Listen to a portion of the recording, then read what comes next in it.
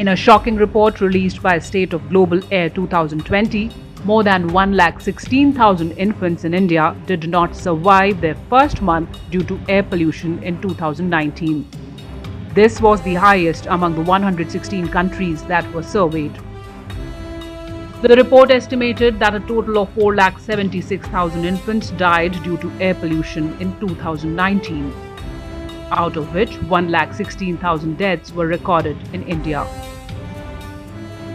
The report finds that long-term exposure to outdoor and indoor air pollution contributed to over 1.67 million annual deaths from stroke, heart attack, diabetes, lung cancer, chronic lung diseases and neonatal diseases in India last year.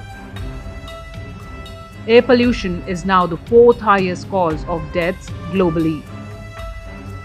The other three leading causes of maximum deaths in the world are high blood pressure, tobacco and dietary risk.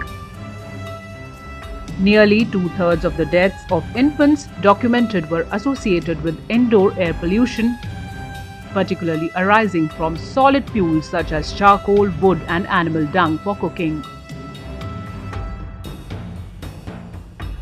The report mentioned that in 2019, more than 4.1 million people died due to long-term PM2.5 exposure.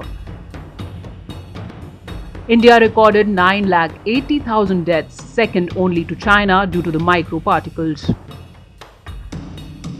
As per the report, India recorded the highest annual average of PM2.5 concentrations globally in 2019, followed by Nepal, Niger, Qatar and Nigeria. The report also highlights that India has been recording a drastic increase in PM2.5 concentrations since the start of this decade. Nigeria and Bangladesh were the only countries that were worse than India. The top 5 also included Pakistan and Japan. In addition, the exposure to ozone has also witnessed a spike last year, making India one of the top 10 nations with the highest levels of this toxic gas pollution. On the positive side, India significantly contributed to the reduction of people who are exposed to household air pollution.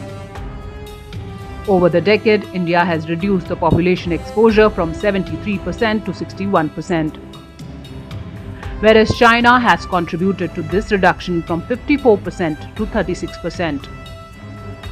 The report was published on Wednesday by Health Effects Institute, an independent non-profit research institute funded jointly by the US Environmental Protection Agency and others.